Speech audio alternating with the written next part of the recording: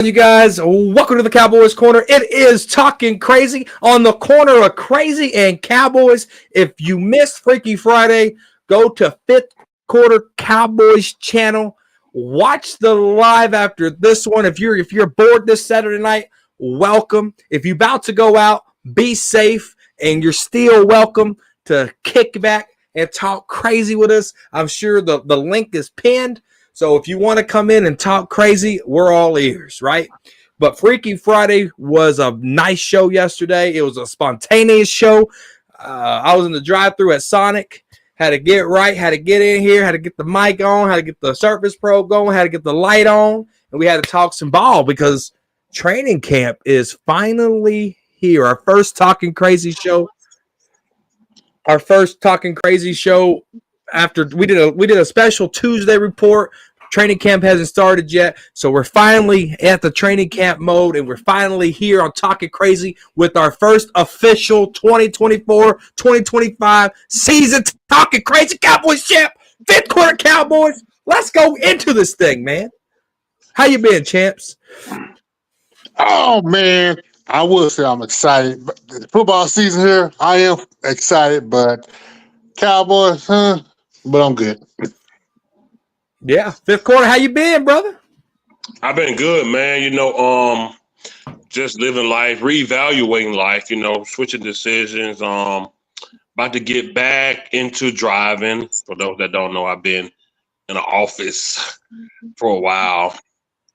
But I guess my true passion is really driving because I'm about to get back into driving. And other than that, bro, I just been living, decompressing from another failed season, wiping things from last year out of my memory. Shout out to 1980 because I see he posted a video too. Shout out to 1980. You know it's been a while when 1980 don't come on with a clean ass beard. So that man keep a clean ass lineup. Mm-hmm. But yeah, man, just getting it out my system. I can't say I'm looking forward to this season, but we're gonna be here. We're gonna talk about it regardless of what happened because that's what we do. But other than that, life is okay, brother. That's great. That's great. So, some camp news here. We've seen Maurice Lafanu, the linebacker that we drafted out of Notre Dame. We've seen Kendricks. That's the base nickel package that Mike Zimmer's going in on defense. We've seen Micah Parsons sprinkled in coverage, covering guys like John Stevens Jr., who's coming back from an ACL injury. We got that free safety concern. We got Marquise Bell back there. We got Donald Wilson.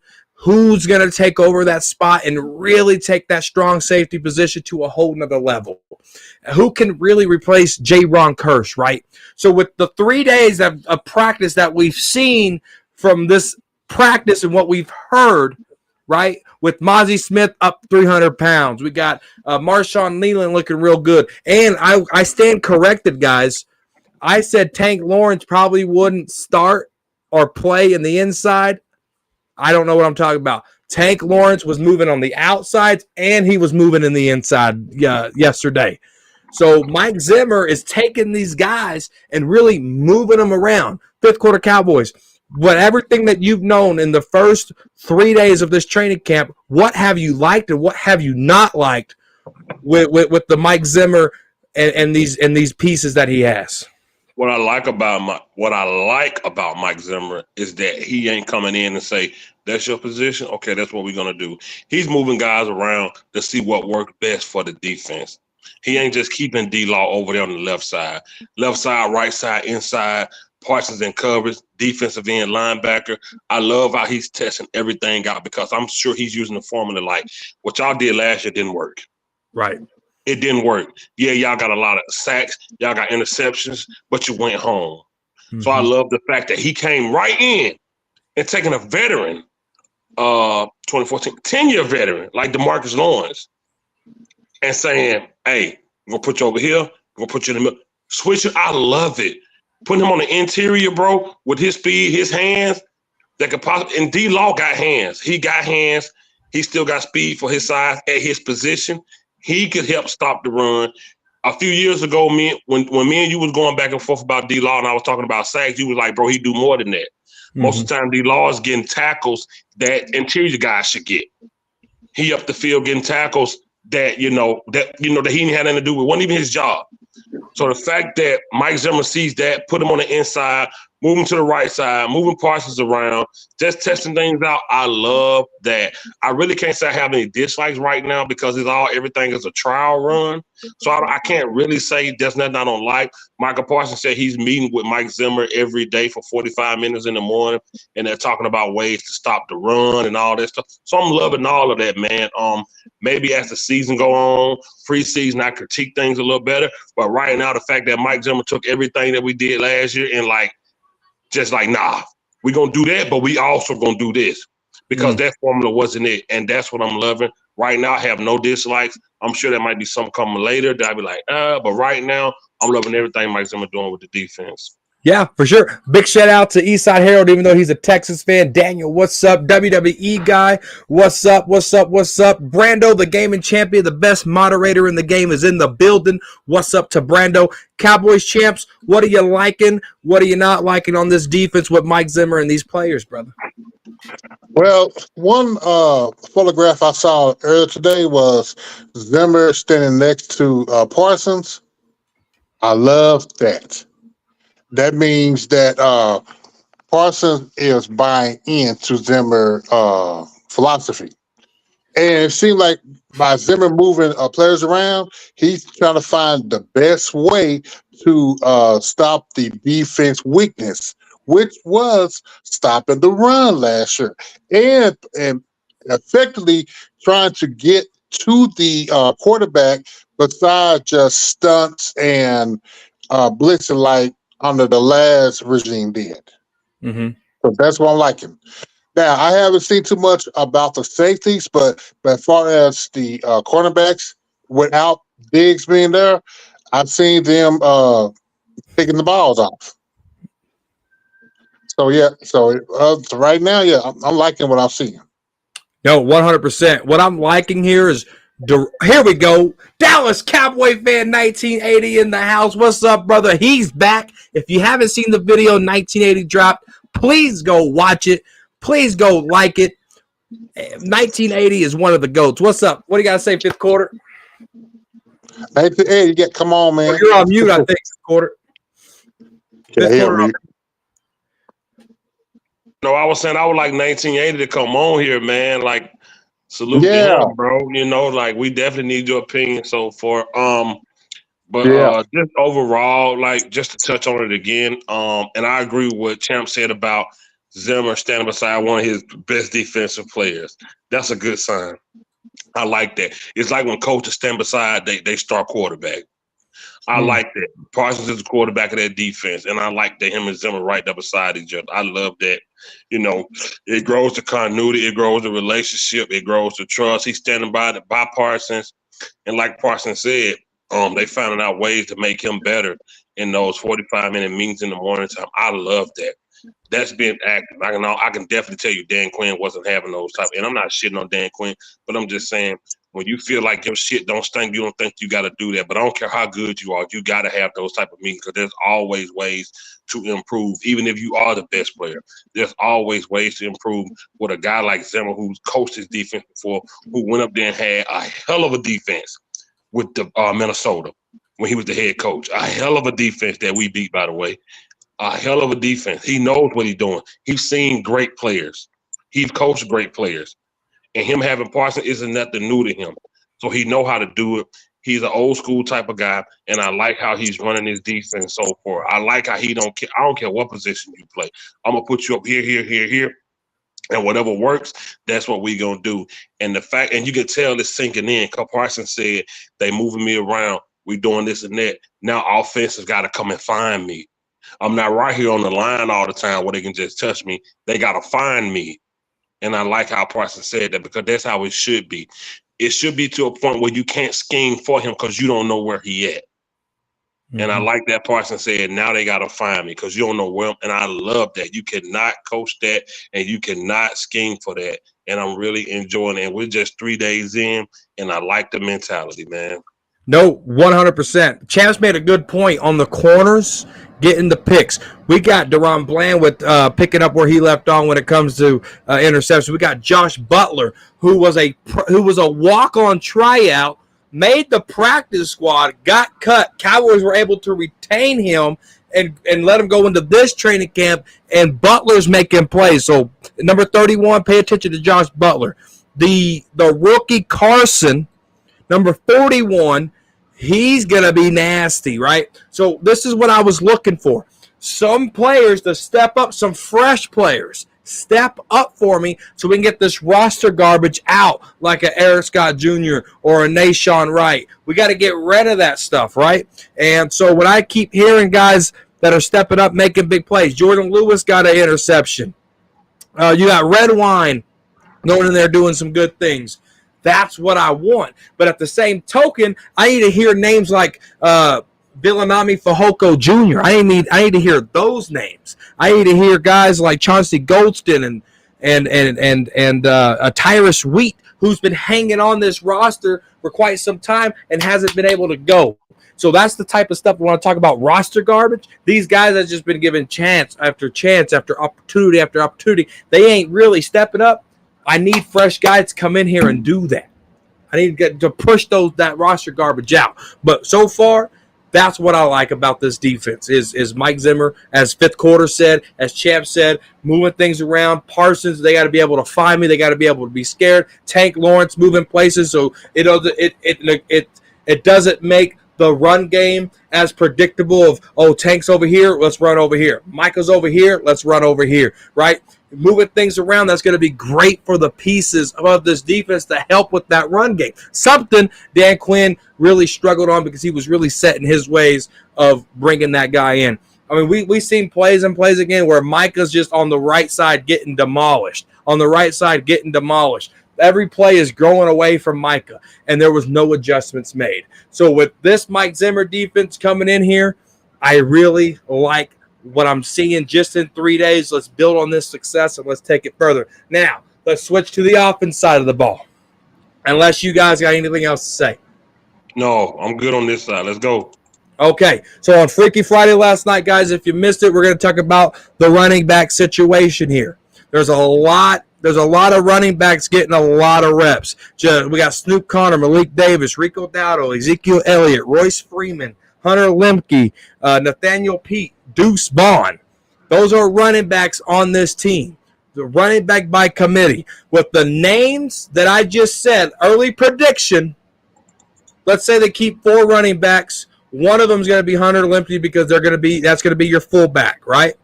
So Hunter Lemke is a ride-in. So give me 3 running backs that I just named from what you've saw in the 3 days that, hey, they caught my eye. I think they have something here. Champs, I'll let you go first. Well, I'm just going by the names.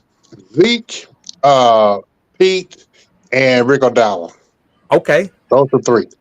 I like that. Fifth quarter? Same thing, man. But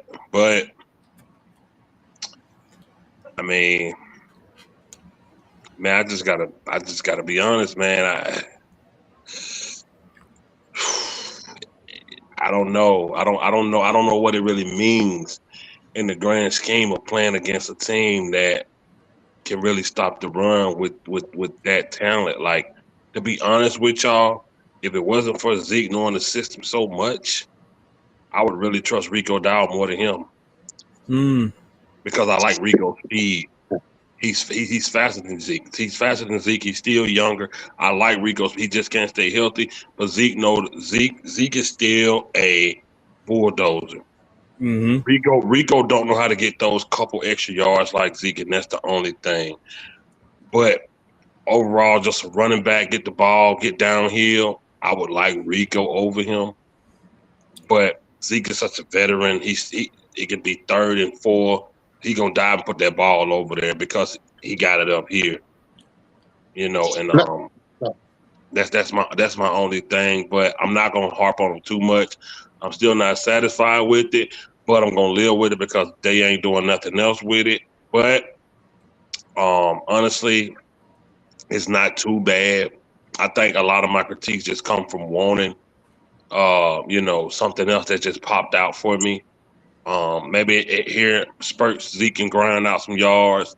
Rico has moments where he can really bust down some yards and get a couple spin offs. Because Rico Dow is good at spinning off a defender. I like him when it comes to a quick spin. He can do that. He's quick. He low to the ground like a true running back. I like that. And I just hope the best for that receiver room. I mean, that running back room, honestly. I just hope the best for him. I hope Zeke, veteran presence, can help a lot of guys out when he's not out there on the field, like Rico or whoever the third guy may be. But overall, the running back room, I'm going to give them a 7. And I just hope Zeke, veteran presence, can help out a lot of guys. Yeah, we got a super chat here from Mike real quick, champs. I hope Zimmer tells Micah to stop doing the podcast. So Micah interviewed with the Dallas Cowboy media and the other Dallas Morning News and stuff. Micah said him and Malik Hooker talked about the conflict that happened with that, but Micah said he's still going to be doing the podcast. So it doesn't matter who's in Micah's ear, whether that's a fellow teammate or a head coach. Micah's still doing the podcast. But go ahead, champs. Mike, thank you so much, dude. That's like your 25th super chat. Send me an email. I'll type it in the chat. I'm going to send you a Cowboys Corner shirt ASAP. Ooh, I like that. You see, I like that. So that's fire. Put my email in there. You get me. I'll get you a Cowboys Corner shirt ASAP. Yes, sir. You see what I'm saying? Yeah. Go ahead. Yeah. Now, my thing is Malik Davis.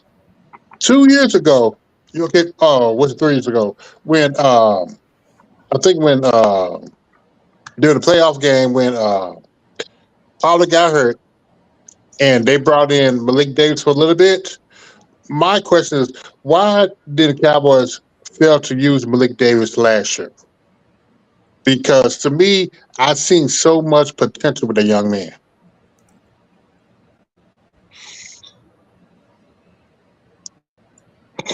That's the question I have. Say that again. I'm sorry. I was reading a comment. Okay. Why couldn't the Cowboys use Malik Davis more? Malik Davis is a special teamer.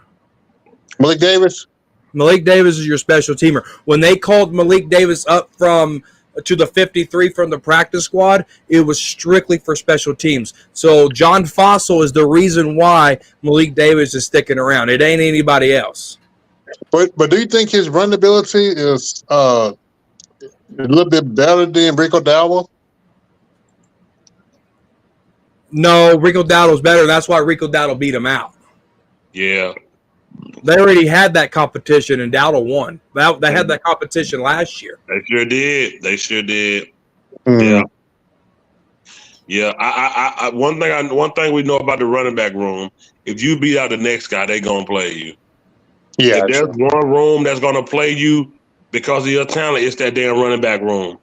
It might not work in other places, but if you better, they going to put you out there and get to carry that rock. And Rico Dowdle just showed up a little bit more. I'm not down Malik Davis because he had some moments where I was like, all right, Davis, but Rico got a burst about him. You know what I'm saying? I'm not saying it might not be consistent enough, but goddamn, he got a little burst and be like, Rico, if you can keep that up, we've had him on a team for this long for a reason. I keep telling people, dude been on this team for a long time. Rico Dowdle's been around for a long time. Yeah.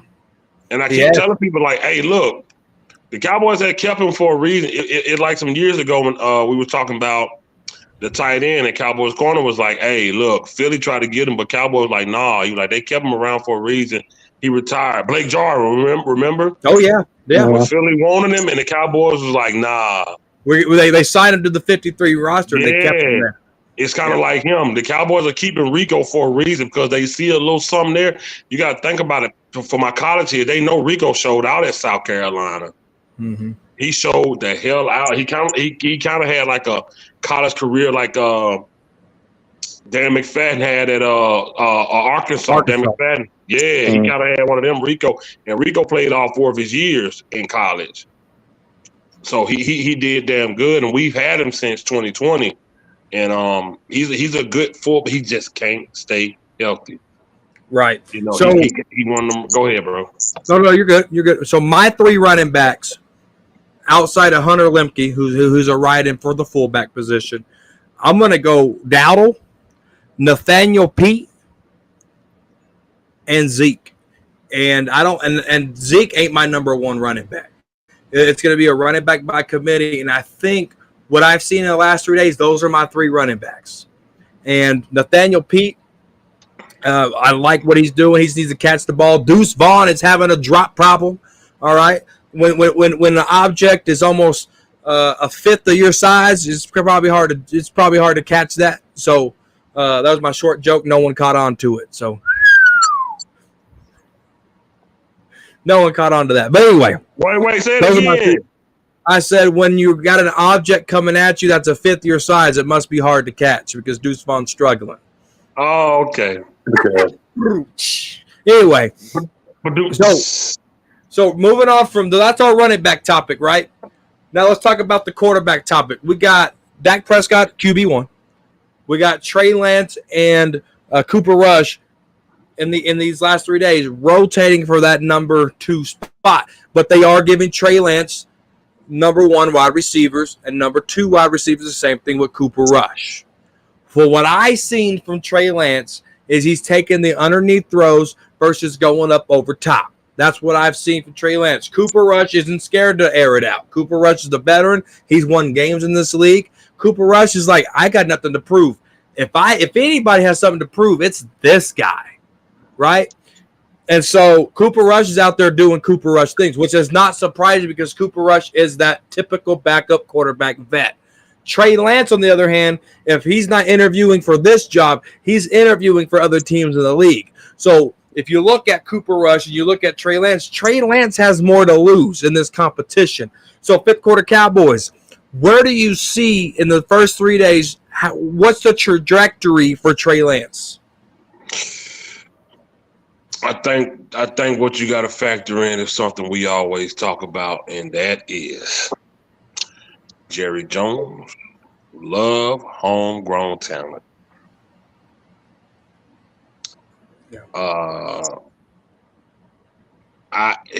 If Trey Lance don't step up and turn heads, it's not gonna work out. Cooper Rush have won big games for this team. That game he won that his parents was at, it might have been a Patriots game, I don't remember. But he won a big game that his parents. He's one of the reasons maybe a couple years ago when Dak went out that we kept a winning record. He's shown up and he's proven that he can play ball. Trey Lance ain't showed us nothing. He got to step up. The Bengals game, okay. He got to step up.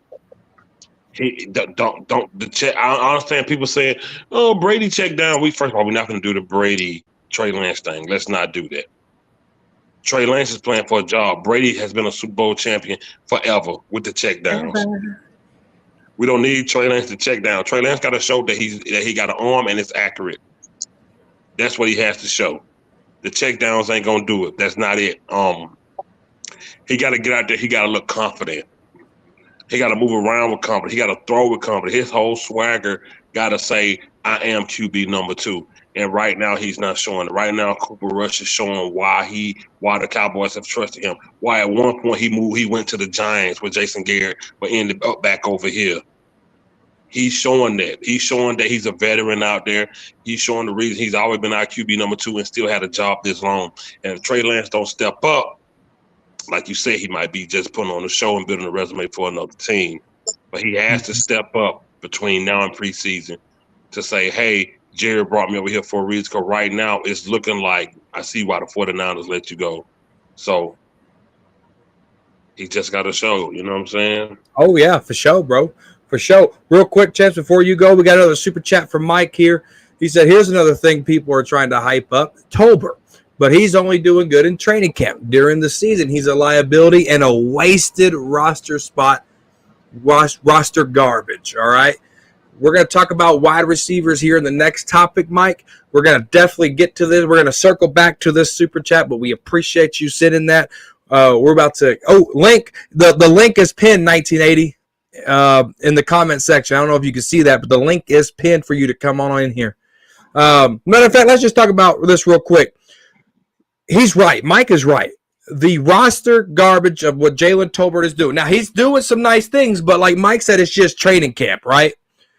Cowboys champs, we're going to talk about this quarterback situation, but let's talk about this Jalen Tolbert real quick. Do you think when the lights come on, Jalen Tolbert will show up consistently?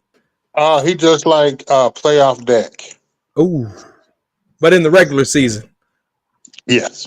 Ooh. Fifth quarter? You know what? Also, without CD being in there to take all the pressure off of the receivers, he just another lame duck wide receiver.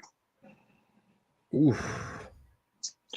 Because I seen it last year. The Cowboys, remember when the Cowboys drafted him? The Cowboys put so much emphasis on him. And look what they talking about when Jason Tolbert was coming in, he was going to be. They thought he had that diva attitude. He don't. Said he was going to change the He's culture. not a dog. He is not a dog. That's what the Cowboys thought they was getting. And here comes the Godfather. Yeah, for sure. So, Mike, I ain't even going to say nothing right now. Go ahead. Mike, thank you so much for that super chat. We got the man. We got the myth. We got the legend. We got the beard back. And we got the power back. Houston, 1980 is recharged. Your power's coming back. The final boss. What's up, guys? What's up? Can y'all hear me pretty good? Oh, yeah. Yeah. Man. Wow. We're back. Football season is about to be back. I'm sort of back. I'm not at 100%, but the power is almost regenerating right now as we speak. Haven't really had time. I've been on vacation. From the Cowboys. I haven't really had time with this house crap. I'm still doing that crap, man. This has been a long summer. Been just a brutal summer for us, man. Family stuff going on, just all kind of things. But I've been kind of keeping my eye out, the Cowboys, man. So what's the word? What are we on? What are we talking about? We are on the quarterbacks, and we weren't talking about Dak. We're actually talking about Trey Lance and Cooper Rush. And I said Cooper Rush really has nothing, to prove. He's won games in this league. If anybody has anything to prove, it's Trey Lance. Trey Lance is doing the underneath safe routes and stuff. He's not really airing it out. So the question for the quarterback situation was, what's the trajectory for Trey Lance? Is he interviewing for the Dallas Cowboys for his future, or is he doing the job interview for other teams, or is it both? 1980. Wow. It could be both. It could be both. I'm like when I see Trey Lance's highlights and stuff and what he's doing, and so far, in his practice or just workouts and working out and things like that. I think of Bruce Lee when he said boards don't hit back. Everybody looks good throwing the ball in the air, and nobody's coming after him. Nobody's pursuing him. So I don't know until he puts those pads on and really, have the opposite opposing team coming after him.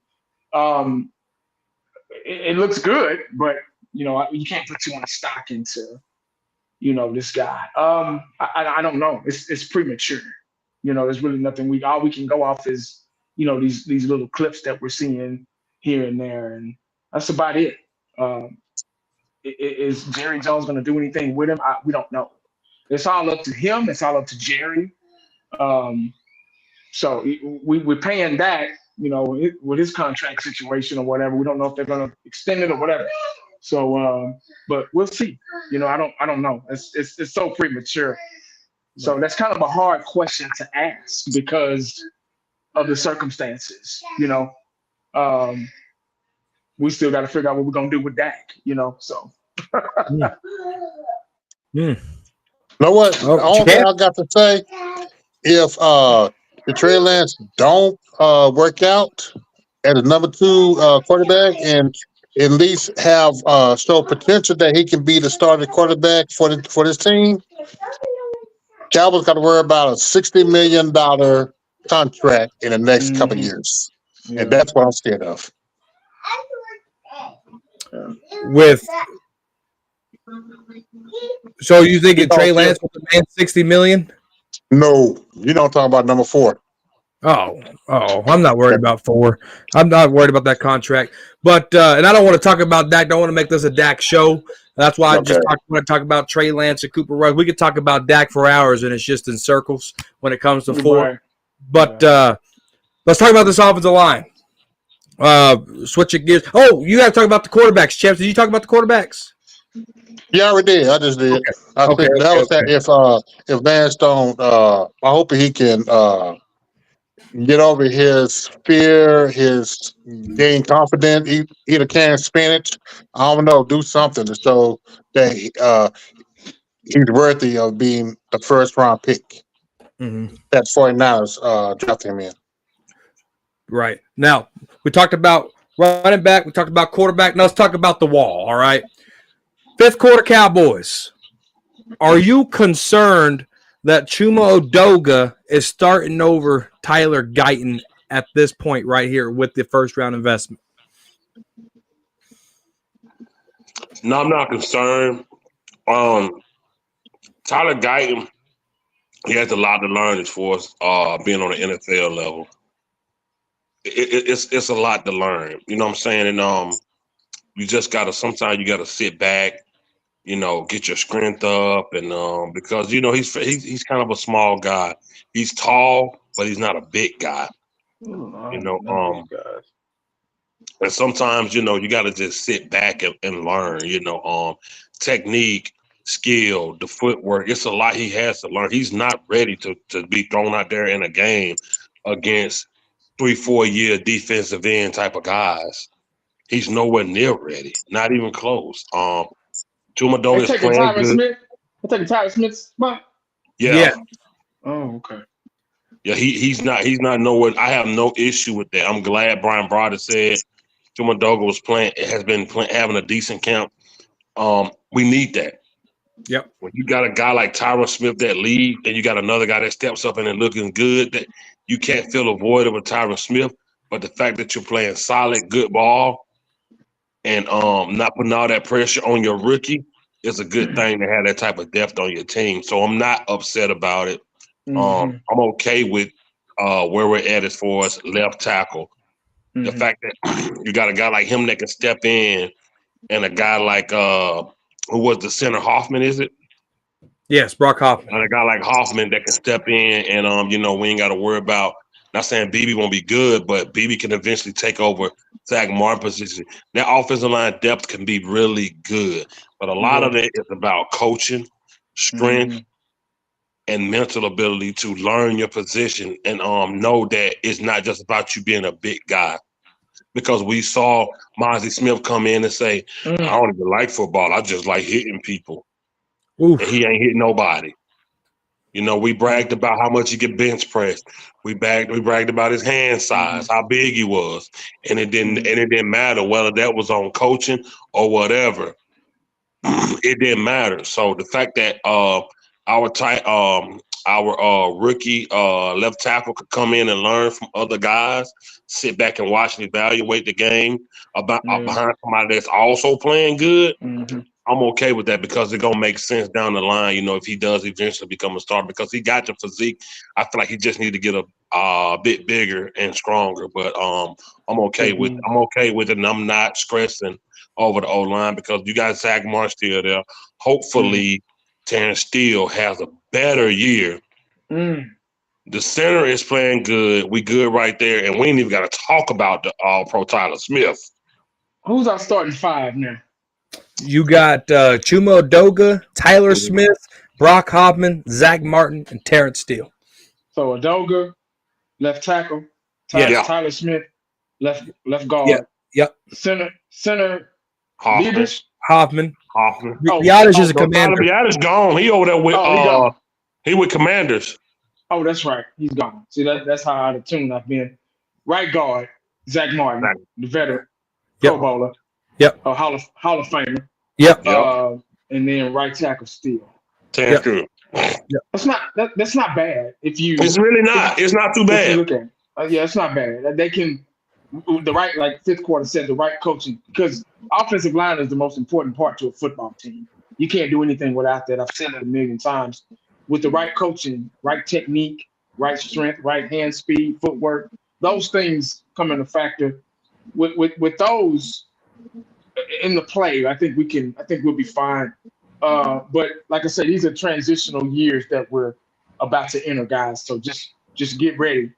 These are transitional years. So there's time for these guys, these young guys to develop, because I don't think my expectations for this team is not high at all these next few years. I'm just going to say in at least 2 or 3.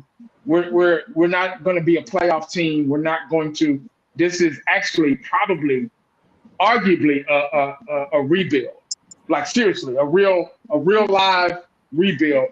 I know we've been rebuilding since '95, but this might be an actual rebuild this season. That's why I've really been nonchalant about this team. I've really been just kind of taking it casual, taking it easy, not really falling into the hype of, it's training camp. These guys throwing passes and shit, catching balls with one hand, getting interceptions in shorts, T-shirts, and helmet. I'm just really not excited yet. Maybe when the season starts, I'll get, for the love of the game, football, I'll get into that moment. But embarrassingly, I don't. That's why I asked who the starting 5, because that's how out of tune I've been. My back has been towards the Cowboys like this summer. I haven't thought about them at all. And I don't know if that's embarrassing or if it's because I already know what's going to happen. I'm not falling into the abyss. Like I said on my video the other day, I'm not going to fall into the abyss of hope. And I think we'll be all right this year. We should win about so and so many games this year. I'm not falling into that because I already know we're going to struggle. If we happen to get by, it'll be the grace of God. It'll be really lucky. But I haven't really just tuned in because I already feel that this team is going to struggle, because now we're starting to. They done sign Zeke back. Don't know why. Don't know why the hell they did that. But I guess he wants to retire a Cowboy or something. Everything is so premature. I don't know what direction that they're going in. That's why I'm feeling like this is a real rebuild, because you don't know. You don't know how to feel about this guy and that guy. Oh, what's this guy gonna do? So it's just really weird. It's a really weird beginning of the season going into this training camp. This is the first time in a long time that I don't know what this team is gonna be like. I don't feel confident about this team. If I'm wrong, hey, cool. But right now, this minute, this second, I'm just like a big this season. My bad, didn't mean to cut you off. No, you're good. Cowboys champs. So I don't think people are understanding the question correctly. I said Chuma Edoga was starting over Tyler Guyton. Yeah, I think Yes, Tyler Guyton. We know Tyler Guyton's getting the reps, but Chuma Edoga is going in before Tyler Guyton. Yeah. So my bad. I didn't mean to go off the subject. My bad. I'm sorry. No, you're all right. You're all right. No, it's the comment section. It's not you, 98. It's the comment section. They seem a little confused. Yeah, they thought I was coming at Tyler Guyton. Not at all. So champs, should your first round talent be there number 1, and Chuma Edoga should replace him? That's how maybe I should ask the question. Yeah. If your first round is not started right now, then that should be on your talent scout. Then they pick the wrong person. I didn't like the Tyler guys. I understood they picking him, but there was other offensive linemen who they could have chosen with the first round pick. But that's looking bad. Is Guyton who we got last year? No, this past draft back in April this year. So we got Guyton and Cooper Beebe. Cooper Beebe and Cooper Beebe was a 3rd round pick. Or Nathan Thomas. Okay. Yeah. So that right there, is indicating that's looking bad on the GM and the talent scout because Yeah. I mean, like, you cannot be wrong with your first round pick. You cannot. That should be Yeah. automatic. That's true. Automatically. And now, I'm not going to say that this kid is a bust. I'm not saying that. But it also depends on who you're coaching too. Are they giving him the chances to play from right tackle to left tackle? That's what I don't like. You playing this kid a left tackle, one of the most hardest position on the offensive line besides center. You got to protect that quarterback blind spot from the best defenders. Now, I don't know if Tyler Guyton got that mean streak because from the tape that I seen him at Oklahoma, he looked kind of soft a little bit. It's like it's going to take him a little bit. He gave me the vibes of Ozzie Smith. That's what I'm getting. That's what I'm getting. Like I said, I hope I'm wrong. I hope I'm wrong. But that's what I'm getting. So here's my concern. I need Tyler Guyton in there taking every reps right next to Tyler Smith. I need Tyler Smith taking every rep next to Cooper Beebe. And I don't want to be fed by the Dallas Cowboys that these guys aren't ready because Marshawn Nealon's getting all the reps beside Tank Lawrence and Micah Parsons and them. You got Maurice Louderflew out of Notre Dame who's getting linebacker reps right next to Kendricks. You got you got guys that we drafted that are getting the reps, right? I need Tyler Guyton in there every chance he can get. I need Cooper Beebe in there every chance he can get because there's going to be a point in time in this season, whether that's here later on in training camp or here later on in week 1, where Cooper Beebe is going to be your starting center and Tyler Guyton's going to be your starting left tackle. And you got a veteran, Tyler Smith, going to have to coach both those guys right beside him. And they missed more opportunities because they wanted to do Chuma Edoga and they wanted to do Brock Hoffman. And Cowboys Corner, one more thing. Stephen Jones was hyping Guyton and BB up a couple of days ago. He was hyping them up in the media. Let's just be real. They're going to be starting, whether that be week 1, whether that be week 5. I need the veteran Tyler Smith to be comfortable to his left, and I need Tyler Smith to be comfortable to his right. And there's going to be a time and point where there's going to be a rookie center and a rookie left tackle, and I need those guys to be able to protect Dak Prescott's blind side and help with this running back by committee. Because this whole crap with Hoffman and this whole crap with Chuma Edoga, it needs to stop, and these guys need to get as many reps as they can. That's where I feel like.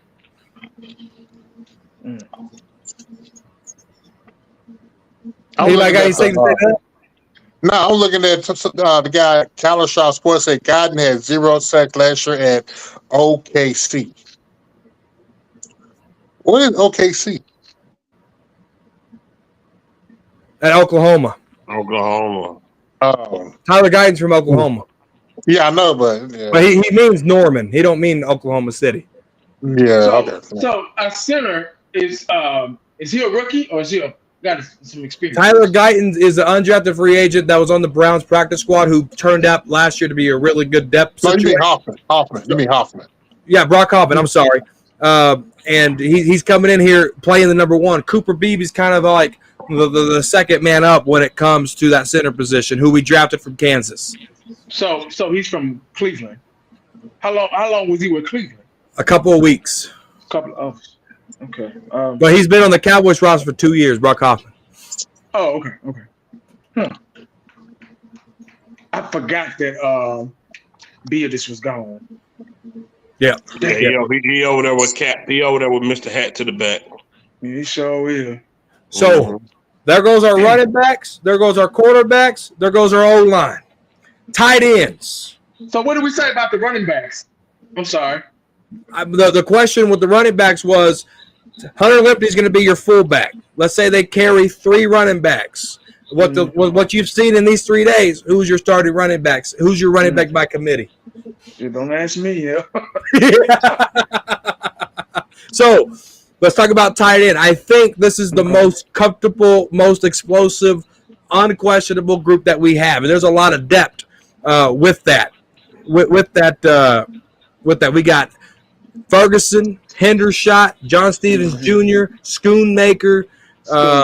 We got a few things going on here, right?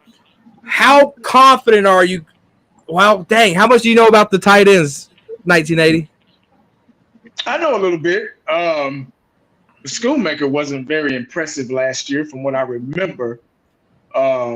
Ferguson is. I'm confident in him. I like Ferguson. I don't know anybody else. Those are the only two I can really. Yeah. Fifth quarter.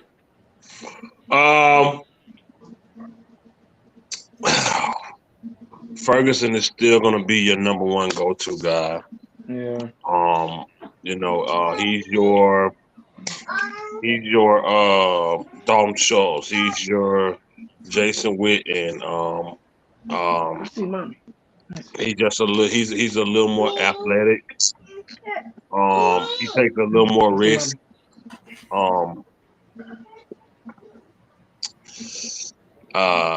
God, I hate so bad that we had that waste of spot with Hendershot. God, that was a waste of time. Hendershot, yeah. That was such a waste of time, man. Yeah. God Almighty.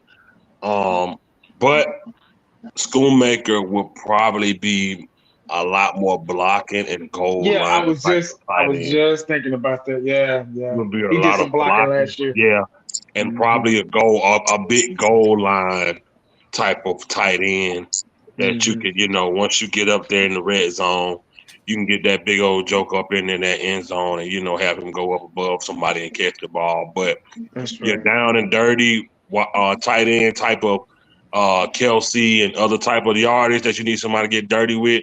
Of course, it's going to be, Ferguson. I never really had a problem with the tight end room because, in my opinion, the only thing you need is one good one. Yeah. When it comes to tight end, when you think about Greg Olsen, they only had one good one over there. You think about all these teams that had the good tight ends. Of course, they had two, but there's always that one that just really was the go-to. And Ferguson is that guy for us. He's a dog.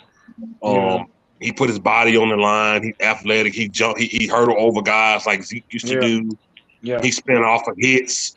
He gets down and dirty for the first down. So I don't really have much to say about the tight end room because we got our number one over there. It's not how I feel about the running back room. I'm more confident with the tight end room, and we know Dak Prescott is a lot more confident with tight ends than he are with receivers. And I'm okay with that. Ferguson got good hands. He's athletic. He's a big guy. He's not afraid to take a hit. So I'm okay with the tight end room. Yeah, absolutely. I'm going to give you the rundown. Okay. Oh, go ahead, 1980.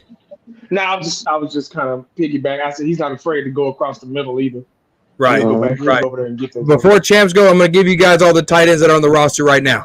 We got Preston Font at number 48, Jake Ferguson, Peyton Hendershot, Alec Holler, number 49, Luke Schoonmaker, Spanford, number 47, John Stevens Jr. So, tell me, champs, what you thinking? What I'm hearing about Stevens, he might be the number 2 tight end on this team. Yeah. So I heard he got the size, got the speed, he can block. They said this kid is the real deal. He playing a lot at camp too. He's in there a lot at camp. Really? Yeah. So and John Stevens, 1980, he decent. Yeah. Okay. He's like a Megatron type. Yeah, he's decent. Schoonmaker, I still think that was a wasted draft pick last year. But I heard about Steven and Ferguson. If they run the 12-man formation, that's going to be deadly. The two tight end set, yeah. You guys click like for me real quick, guys. So I think the Cowboys carry 4 tight ends, and these are going to be my tight ends: Ferguson, Schoonmaker, Spanford, and John Stevens Jr. Those are going to be my 4 tight ends right there. You talk about 6'7", 270, and Spanford, who can stretch the field. John Stevens Jr., who we know is a beast. He's a wide receiver converted tight end. You got Schoonmaker, who is actually Dak is actually throwing the ball a lot in this camp. Schoonmaker and Dak is getting that chemistry now. And you got Mr. Reliable and Jake Ferguson. Those are now that tight end group to me. I'm very confident in, just very confident. Yeah. All right, wide receiver time. You guys ready? Ooh, shit. So, Hey, wait. Let me. I think yeah, this was go ahead. Wait a minute. Let me give me something to drink real quick. I need a crown or something for this. I think this was a rumor. I think it was. But did y'all see Amari Cooper? Y'all heard anything about Amari Cooper coming back? No, he got it. I think it's a The rumor. Browns gave him his money. He's staying with the Cleveland. Oh, okay. Yeah, I was about to say. Wow. The Browns gave him $5 million to make him happy. That was gonna throw a wrench in everything. But go. Okay, I didn't know that. Okay, go ahead. Yeah. Wow. Go ahead, Champs. What were we gonna say? Oh no, I'm good.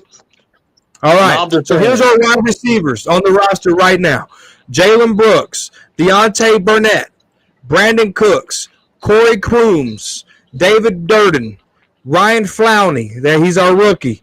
Kevin Harmon, Cam Johnson, Tyron Billy Johnson. Remember that name. Remember that name. Race McMath, Jalen Cropper. Remember that name. Jalen Tober and Cavante Turpin. Obviously, CeeDee Lamb's on there, but he's holding out. And I got somebody in the background real quick. We got a football player in the building. What's up, Mike? What's up? What's up? What you got for the show, brother? Yep, absolutely. Just wanted to show you guys my Cowboys helmets. Oh, yeah, I like that. That's nice, dude. Let me get you over here. Look at that. Do a profile view. Look at that star. Wow. That is nice. Who is that? Dez? Is that Lamb? Is that Irvin? Is that Is that Pearson? Yeah, CeeDee Lamb I'm wearing. That's CeeDee Lamb right there. Yeah. Nice, brother. Thanks for sharing, dude. Of course. He just needs to be paid. That's right. I agree with you. Because without CeeDee Lamb, this wide receiver room is gonna fumble. You know, Brandon Cooks isn't even a good number 2 receiver. Okay. I think he might have a better. I think he might be better this year, but even then, without CeeDee Lamb, I just don't see him really doing anything much. Okay, so you have a lot of concerns with the wide receiver group. Yeah. Okay. No, that's fair enough. Yeah. That's fair enough. So outside of CeeDee Lamb, though, CeeDee Lamb. So you want CeeDee Lamb signed right now? Absolutely. And unfortunately, I know we're talking about wide receivers, but I know I keep saying this, but unfortunately, Dak's going to have to be signed too because of the cap hits. Yep. It's unfortunate, but, you know, it is what it is, you know. So, yeah, that's all I got to say. If we get, unfortunately, though, CeeDee Lamb, he's our only good wide receiver. Yeah. I mean, Tolbert, like we've said, wasted roster spot. I hope Turpin gets more touches. Yep. This year. And Jalen Brooks, he's unproven. So outside of CeeDee Lamb, I'm definitely concerned about the wide receiver room. 100%, dude. Absolutely. You know, and this is, and you know, in he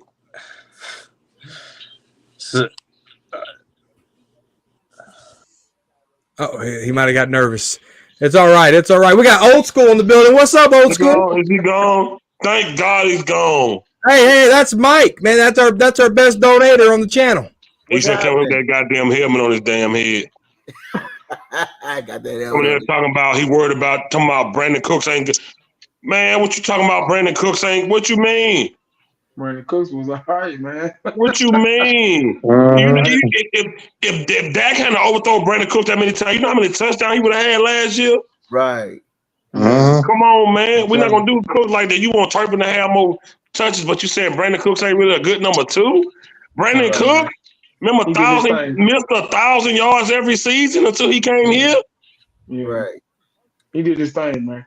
So he did what he could. You get what I'm saying? He did what was brought to him. So we got to remember, though. We got to remember. This is talking crazy. You can come in here and say whatever you want. Right. You know what I'm saying? If Mike comes in here, he voices his opinion. That's what Mike got to do. That's why we have this platform. That's why it's open. You come in here, you talk crazy. You tell me what's on your mind. You let me know how you feel. Because these Dallas Cowboys is a roller coaster. They make you want to take a pill just to calm down, right? Yeah. So, hold up. Before we go to OG. Hold on, OG. Hey, 1980, we got this thing, right? So last night on Freaking Friday, we was giving prediction on game and how many we gonna win. Hey, Mike. Hey, you did really well, brother. Don't worry, good, Mike. You did amazing, brother. You good, great brother, job. I promise Thank you for coming on here. It takes guts to do what we do here. It took me a year. It took me in front of that camera. It takes a lot. So salute to you for coming on. To talk on a camera and get comfortable with it. Mike, you did phenomenal, brother. Thank you for even coming on here. You good, brother. I promise you. So 1980, we got this thing. Last night we gave prediction of the season. I'm just letting you know ahead of time. I said we was gonna go 8 and 9. They said 11 plus. I'm letting you know now. Like I told them last night, we go 11 plus game. If the Cowboys win 11 plus game, I'm sucking some double D titties on my live screen. I'm letting you know now. I'm telling you now. That's my word. With this team and what's going on, if they win 11 plus games, I'm telling you what's happening on my live screen. It's going to be a real freaky Friday. I'm telling you. It's going to be a real freaky Friday. I'm telling you now. So, double D's. Go ahead. OG, welcome to the stream, baby. How you been, OG? Turn that camera on. Turn that mic on. That's my word. Yes, we'll be able to hear you. Man, I can't do this, man. What's happening, baby? What's happening, baby? What's up, OG? What's up, OG? I'm not talking to OG. Just had on the I'm dropping them hoes. That's what I'm doing. What's going on? Did you get fuel in the truck, OG? Yes, I did. I got to fuel up like 3 times a week. So, fuel okay. Right now, the truck is burning fuel quickly. You got Def in the tank? Yeah, that in there too. The hog piss is burning quickly too. What kind of motor you got in there? Oh man, I'm fucking with a what I'm fucking with. He has no clue. What color is the motor? International is in the shop. I'm fucking with the Freightliner. Okay, so you got a Detroit in there, DD13, DD15. What you rocking? He like that one. What year's your truck? You might have a 60 series in there. Be careful, young man. When last time you drove something? Well, that's my drove a truck. Yeah. when last time you hooked up to a trailer? Huh? September last year, but I'm finna go to Odessa, Texas and drive in the oil field for your information. Oh, well, your backing up skills is probably old as shit now. You probably can't even. You never lose it. Hey, my backup skills have gotten 20,000 times better. Yes, sir. Do you know how to move your axles, Fifth? Man, you serious, man? I've been driving truck 12 years, man. What you talking about? I asked yes or no. That's all I want to know. All right, OG, we're on the wide receiver topic here. And you don't move your axle, you move your tandems. No, tandems. See? Tandem, yeah. He's talking about that too. Go ahead. I'm sorry, tandems. We're on the topic. That lead to your box truck, though. Man, hey. Go ahead, corner. We're on the subject of wide receiver here. Oh shit. OG. Yeah. Do you know all the wide receivers that are on the roster right now? Do I need to name them again? No. Nope, I don't. All right. Well, we'll start with fifth. We'll start with Cowboys champ. I haven't started with Cowboys champ. What? Who's on the roster? Dober. I'll get to you in a minute. Oh, Cowboys champ. Yes. Outside now, Mike came on here and talked about he gets real he's nervous outside of CeeDee Lamb, right? Mm-hmm. Where's your stance on the wide receiver group? I know we're not talking about the number 4, but without CD and without number 4, number 4 is a problem. If he can read, We're talking about wide receivers, champs. Uh-oh. You know what? The wide receiver, it depends on the quarterback. The wide receivers, when they make their routes, if the ball's not there, that's on number 4. What if it's a sloppy route? What CD are we talking about? Are we talking about a CD that is an outside that's going to stay on the outside? Or are we talking about or they're going to move them around?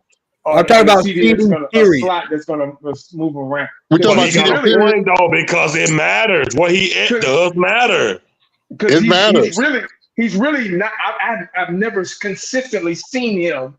He's a good talent. He's a good talented wide receiver moving around in the slot. That's a good point. Is he a slot receiver that's moving around on the inside and things like that? It's easy to put somebody like that in a slot position to make plays than a real true Jerry Rice, Michael Irvin, Megatron type outside receiver. I haven't seen CD consistently be that number one, real number one Jerry Rice receiver. And that's got a lot to do with Dak Prescott too. But I'm just saying, we talk like Corner said, we're talking about receivers now. We're not talking about Dak, even though Dak is a big equation. CeeDee Lamb he's very good. He's been very productive, moving around, sandlot style receiving, sandlot style football, route running, if you will. But is he stay on the outside a strong Dez Bryant, Michael Irvin, Jerry Rice type receiver on the outside that can go up and get that ball? It's like Romo and Dez Bryant used to be back in the day. Go up, just throw the ball up, I'll go get it. Is he that type of guy? Which CeeDee Lamb are we talking about? You know what? You got a damn good point, because when they moved CD around, that's when he was at his best. Exactly. And you know what? Ain't no way. There is no way. I mean, remember they tried to use him like Dez, and that's not him. They can't do that. They can't do that. And the Cowboys don't have that type of receiver on this roster right now. We had Gallup, but he's gone. So, yeah, he's gone. Cooks, wait a minute. Cooks is a move around receiver as well. Slot receiver as well. Because he's not that tall. Cooks is like my height. Shit. So he's not that tall. So we need somebody that's 6'2", 6'3", that can stay on the outside. Maybe motion at times, but stay on the outside and play a real number one Michael Irvin, Jerry Rice type of receiver. Who is that guy? That's the question right there. Okay, question. How tall is Jalen Brooks? Jalen Brooks, my guy is 6'2". There you go. Oh, okay. So, who the tallest wide receiver? Sorry, Phil. Who the tallest receiver on this team right now? McMath is 6'3". He's the tallest. Go ahead, Phil. I don't have no confidence without CD. Go ahead, Phil. I gotta say, I think Jalen Brooks is gonna grown on me. I gotta admit it. He's grown on me. I know Cowboys corner been pushing for him. He's grown on me. Y'all know. Who's that, Brooks? Yeah. Oh yeah, that's my guy. He's grown on me. I can't lie. He can catch. Y'all know, of course, I love CD. I love CeeDee Lamb. CeeDee Lamb got that. He got that dog / that diva. Yeah. Mm-hmm. He's a dog and a diva. All wide receivers a diva. A lot of them don't let it show. CD wears it on his shoulder. Mm-hmm. He let it show into that Green Bay game. It show early. Him and Prescott argued in a huddle. Mike McCarthy trying to calm him down the sideline, and we just in the first damn quarter. You cannot get out of your game that early in the game. Whatever goes on with your quarterback, you talk about it at halftime. You get out there and you play ball. Even if the ball ain't coming to you, run your damn route like it's coming to you. Brandon Cooks, I still love Brandon Cooks because he still can run past you. Yeah, if Dak hadn't overthrown him so many times last year, he would have had so many touchdowns. But Dak kept overthrowing him for the wide open pass so much. And Brandon Cook is a guy. What I like about Brandon Cook, he's old school. I don't give a damn the ball coming to him or not. He finishes the route. You know who he remind me of? Marvin Harris. Marvin Harris. Oh, that's a good one. He do. Yeah. Brandon Cooks finishes the route. I don't give a damn if the ball is. He finishes the damn route, and that's what I like about him. He old school. I like Cooks. I like CD. I like your boy Jalen. I'm not gonna lie. What about Tolbert? I was just about to say. I'm not gonna lie. Tolbert, even though he ain't been every year, he seems to be getting better. How tall is he? 6'1". Turpin's 5'9". No, Turpin 5'9"? No, Turpin Tolbert. Oh, Jalen Tolbert? What Jalen? There's a lot of Jalen. There's 3 Jalens. Jalen Tolbert, I think he's 6'1", right? Jalen Tolbert is 6'1". Jalen Cropper. There's a Jalen Cropper who's actually making noise. He's 6 foot. And then my guy, Jalen Brooks, is 6'2". Right. So, to be honest with you, and like 1980 said, we're not talking about Dak, but he plays a big part in this. I like the wide receiver room, not going to lie. Even with CD not being in camp, I don't have an issue with our receiver room because we got speed and we got hands. Tolbert, we got speed like hell. Tolbert, Jalen Tolbert reminds me of T. Will. Terrence Williams. He reminds me of T. Will. Sweet feet. He reminds me of T. Will. Yeah. Right when you need him to show up, he'll make a good play. Yeah. Then for the rest of the game, you'll see the star doing what he do. But when you need Tolbert to show up, like last year, Tolbert had some good damn plays when nobody else could get nothing, whether CD was double covered or somebody else couldn't get open. Tolbert would make a good play, and that's why he reminds me of T. Will a lot. And so to answer your question, I don't have an issue with the wide receiver room. I'm okay with the receiver room right now. I'm okay with the receivers and the tight end. Go ahead, 1980. Well, every team we got too much. You just said it, Fifth. You just said it. You guys, corner just went over the roster. You went over the height, everything. Fifth, you just said it. We got a lot of speed in hands. Mm-hmm. I think that may be the problem.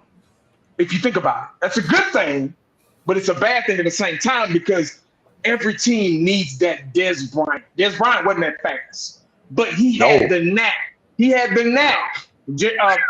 Michael Irvin wasn't that fast, but and Jerry Rice wasn't that fast, but they could run routes. Or Dez Bryant really couldn't. But I think every team needs, as far as a wide receiver, and Dak don't know this yet. He still don't trust himself in his own arm, even after all these years.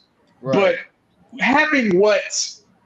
and I go back, I always go back and watch Romo and Dez Bryant, because they were just here. I always go back and watch Troy Aikman and Michael Irvin. They was just here. Michael Irvin said, man, the sun, I can close my eyes or the sun will be in my eye and I can hold my hands out and the ball is right there. I think every team needs a receiver, a dog that'll go up and get it, regardless on who's covering him. See, that's the problem. That's the problem. We've been babysitting Dak with these fast receivers, which is fine because Dak is the type of quarterback. Hate to go back to Dak, but I've said this a million times. Dak is the type of quarterback. That receiver has to be open in order for him to throw the ball. That's what Amari Cooper was good at. Amari Cooper get open really quick for him and kind of babysit his limitations.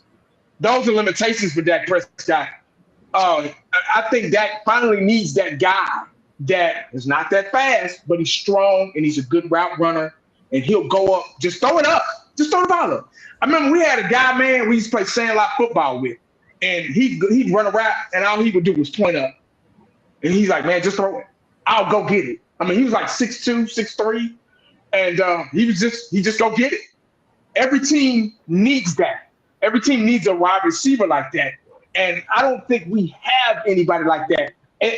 I haven't seen it. If we do, I haven't seen it. We may already have it. I just haven't seen it yet. Maybe it'll happen this year, but I just wish we had that Dez Bryant type guy where, remember when the Dez Bryant catch Green Bay?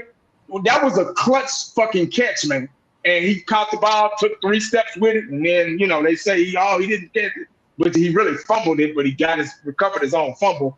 But I'm not gonna go down that road. But we need a guy like that in crucial situations that if they're not open, it doesn't matter. If the quarterback is not accurate, it doesn't matter. He'll go get that bad boy like Megatron and like Randy Moss and them used to do. That's what type of receiver we need on this team. And I think that's what we're lacking. We have the speed. We have good route running. We have guys with pretty good hands that can make plays in the slot and all that stuff that can go across the middle and do things like that. We got too many of the guys doing the same thing. But I think we need that guy. Like Michael Gallup was almost that guy, but when he got hurt, it was a wrap, But that's just my 1980. There's a guy that we drafted. His name's Ryan Flournoy. Yes, sir. He's 6'1", 200. But if you go watch his stuff, you will see a faster Michael Gallup. Okay. He tried to compare himself to Dez Bryant, but he's not Dez. He's more of a faster Ryan Flournoy. We drafted him in the 5th round. He's a wide receiver. Okay. He's more of a Michael Gallup. He's faster than Michael Gallup. He can climb the ladder. He can get the ball. He's physical. He almost looks like his physique almost looks like MG. All right. Okay, I'll check him out. You're on mute, Kev. About the one we drafted 5th round from Wake Forest? Yes. Okay. Yes. How old is he? I feel like 1980 points, though. I get what he's saying about no matter. Romo knew when he threw it Dez way, Dez was going to catch because he was a damn dog. Yeah.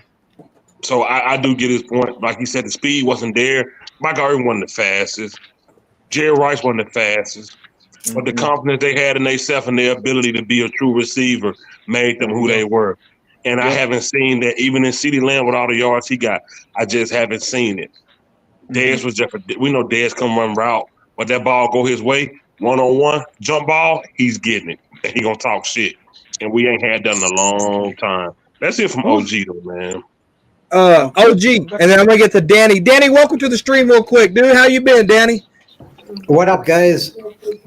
All right, you're in Sacramento, ain't you? Santa Monica. Santa Monica, damn it, I was close. Santa Monica, okay. I'm by the beach, guys. I live right by the beach. Welcome back to Talking Crazy, brother. What you got for the show? Nothing. I just want to say, let's go Cowboys. Let's go. That's what I'm talking about. Thank you for your patience, brother. Thank you. What else you got for the show, man? Let's get Trey Lance to play for Dak. Because he has a strong arm. What up, 1980? Hey, what's up, brother? You all right? Not much.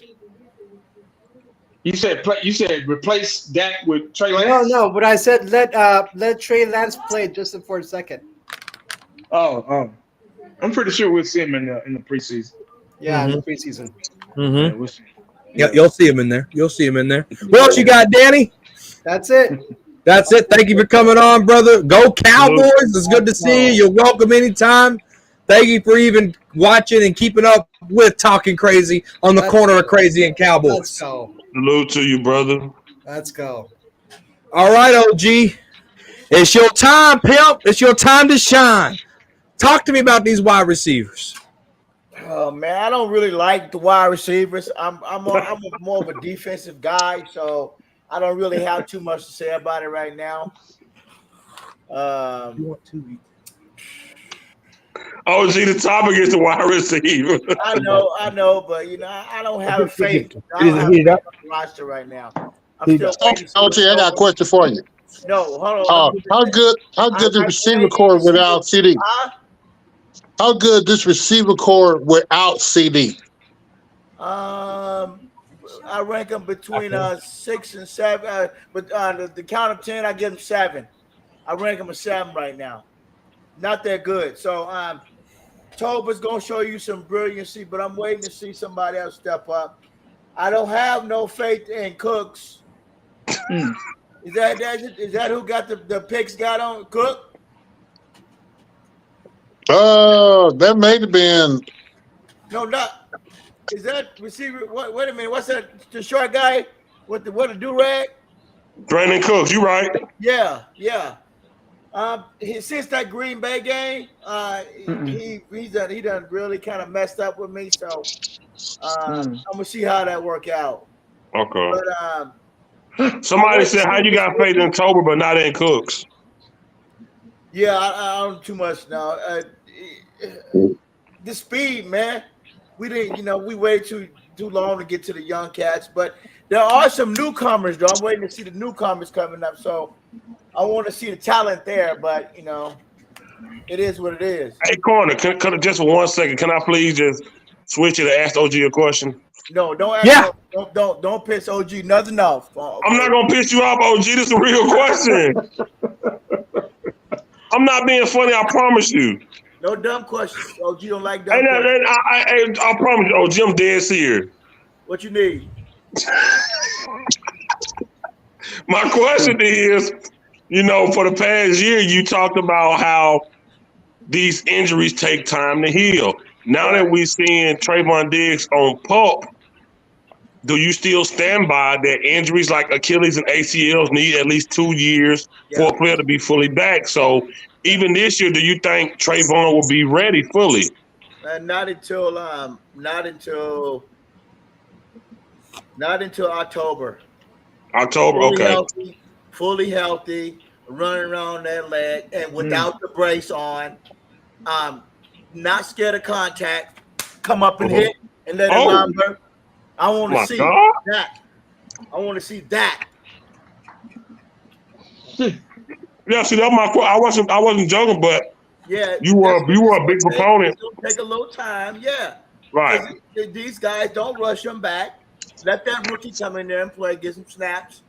And if you're better thinking about trading him, if this rookie guy can make plays, trading Trayvon Diggs. Yeah. Because what I seen at Wake Forest, I seen the elbow, and I seen physicality. Diggs better show his physical. And age is, there's a little age right there around the corner, but I want to see some hitting from him. Okay. And if this rookie boy can show something this year, then he may be playing on the other side of. You can put Bland in the middle, because that's what I see from that Green Bay game, huh? As safety? No, put Bland in the middle. Let him play corner. Put that nickel that you just picked up. Let him play on the other side. You want to put Bland at slot? Yeah.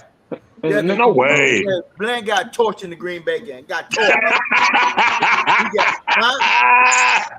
Did you not see the game? Yeah. Okay, he got torched. So did he get torched, Corner? Yeah, he's need to play. Who got torched? DeRon Bland, the Green Bay game. Bland got torched. He had a slow start. So you play him slot and you play that rookie on the side because he's 6'2", 6'3". He's physical. He likes to come up and hit. We need guys that want to come up and bang this year. No, I'm tired of the scared running ass. I'm tired of the favoritism. The guys is not physical. We need a rah-rah. We need somebody. We need helmets. We need lay the lumber down, lay the pipe, hit with that shoulder, and we need some. You know what I'm saying? We need team play. We don't need everybody crying about these contracts. I know they got to get paid, but I want to see physicality. That's the only way you're gonna make it to the Super Bowl. You got to show you're physical and you ain't scared of any opponent out there on the field. You come out there, let them know. Look, you come out here, we whipping some ass. And we're gonna bust some heads. That's my Cowboys corner. And football, Cowboys and corner. Football, high school and college. I'm gonna come up. I'm gonna bust some motherfucking heads. We gonna bust. Oh my God! You know what I'm saying? So that's how every weekend, Don Julio. So you could take the OG out of the street, but you can't take the street out of OG. If you ain't coming to bust some heads on the field and let it lumber down, stay on the sideline. Because the only way you're gonna get to the Super Bowl, you got to be physical. All the teams that got there, Detroit, San Francisco, and all those other teams, Green Bay, Kansas City, Baltimore, they're physical. And that's what Zimmerman has to make this team physical. Zimmer. There's no man. There's just Zimmer. That's what I call him, Zimmerman. Don't call him that on here. I don't want to hear no Zimmerman. You know what I'm saying? So I'm looking forward to that. Not Hold on, I gotta hear Champs. Champs, have you talked about the wide receivers? Yeah. You have. Now, I gotta talk about these wide receivers real quick. All right. So Mike came on here. Oh man, we got $2 for support on here from Coach Mark. Salute, Mark. Appreciate you, brother. Thank you so much. We got the Cody show in here. Eastside Herald, even though he's a Texas man, he's always showing love. Jaja Binks, Brando, the gaming champion, the best moderator in the game. We got Dono in here. We got we got a lot of people in here. I need y'all to click like for me on this stream. Appreciate everybody. We got fifth quarter Cowboys. We got Cowboys champ. We got the Power Man himself, Dallas Cowboys fan 1980, and we also got OG in here on Talking Crazy, the corner of Crazy and Cowboys. Let's get into this right here. Wide receiver for me. There's 3 Jalen's, and I think only 2 of them could make this roster. Jalen Cropper and Jalen Brooks. No Tolbert? No Tolbert for me. The only way I'm going to buy into a Jalen Tolbert is if Jalen Tolbert can get me 500 yards. Oh, he's a third-round pick. He's a third-round pick, and he don't even have 500 yards in his career, and he's going into his third year. Michael Gallup got 500 yards at a smaller school, just like Tolbert, in his rookie year. Just because Tolbert is doing highlights in shorts and shirts doesn't mean he's going to do highlights when the lights come on in the stadium. Yes, Tolbert had a little bit of key moments in key games, but my brain keeps going back when he lined up off sides against the Packers. That's where my brain goes, right? Yeah. So you can show me some glitz and glamour, but I need consistency. Right. I need consistency. Jalen Brooks shows me consistency. Jalen Cropper is showing me consistency. Right. You look at Turpin. I want Turpin involved in this offense, but Mike McCarthy, he'll do a trick here and there, and then he's like Kellen Moore. He disappears from those tricks. Right. He's still calling the plays? Yeah, Michael McCarthy is. Yes, sir. Bold now. We in trouble on that. When you look at this, when you look at Cooks, all right, it took Cooks a little bit of time to get a hold of this offense. It took till after the 49ers game. After that, Cooks is all right. Can Cooks and Dak keep that momentum, right? CeeDee Lamb's going to be here week 1. I have no concerns on that. There's actually positive talks that are coming out on Twitter right now that CeeDee within a week could be signed. I know I've been saying that for 3 weeks, but it could be signed within the week. So when you say Dak, you make me just I got a question in the corner. You make me say when you say Dak. Hey, contracts, dog. What's going on? CD, Dak, and Michael Parsons. Michael Parsons is here. They're not talking contracts with Micah. Dak Prescott and CeeDee Lamb got an offer from Stephen Jones. They sent it to their camp yesterday. Parsons still on a rookie contract? He's still on a rookie deal, and we still got his 5th-year option. How much is that? His 5th-year option, you're probably going to be looking around the lines about $13 million. Okay. Okay. I think 13 to 18 mil. I bet the Cody show has those numbers better than I do, but it's going to be somewhere between 15 to 18, something like that. All right. Okay. Trying to figure out where we're I got a question. Okay. Yeah.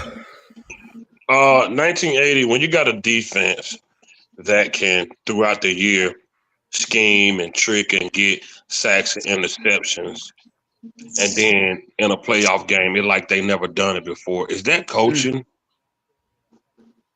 Yeah. Not 100% though. It's a little bit 50-50. Players also have to show up because they're out there playing. It's the coach's job to be able to scout the other team's offense and what they like to run, who's their go-to guy. If they like to, run the ball, pass the ball, who their star player is, who their go-to, like I just said, who their go-to guy is.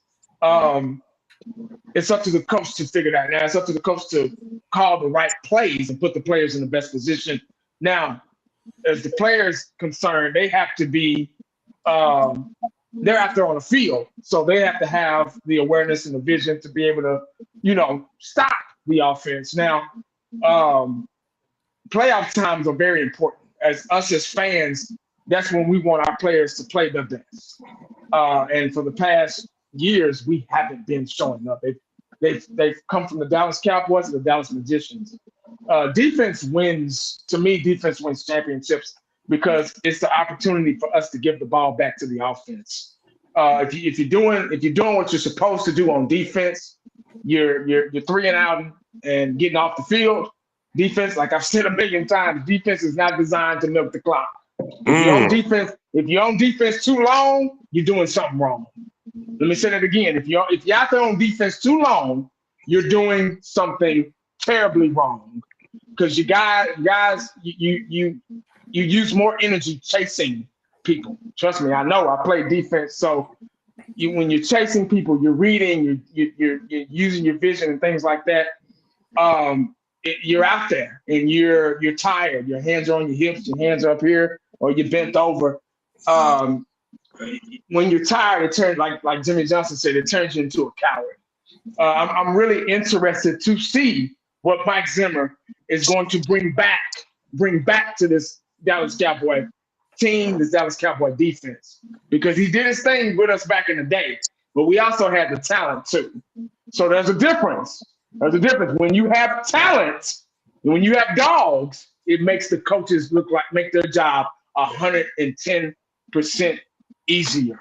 When you have the dogs out there, if you got guys, you're still babysitting them. They're still in the wrong spots.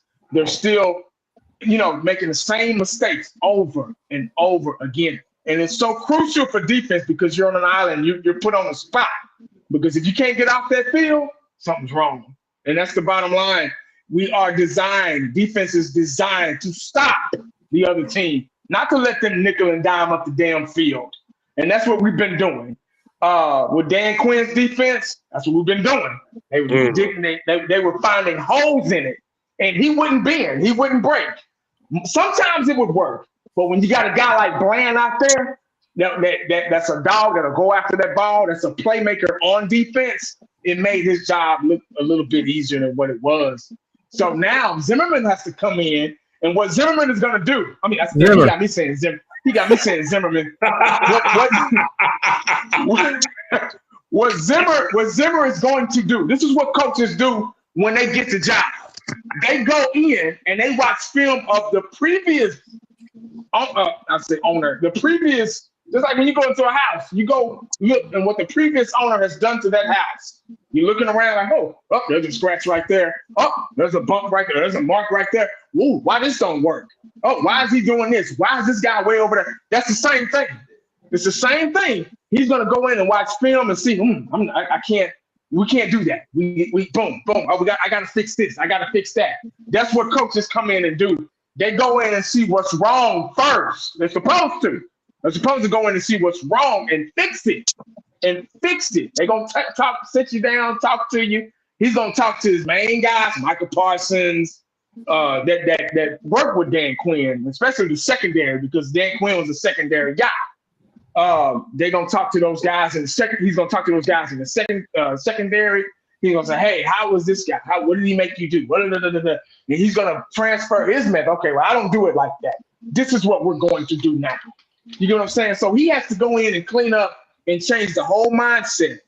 The whole mindset of these supposed to be grown men, supposed to be professionals. He's got to change the whole mindset of this defense and get them in tune to play his way, his style. Right.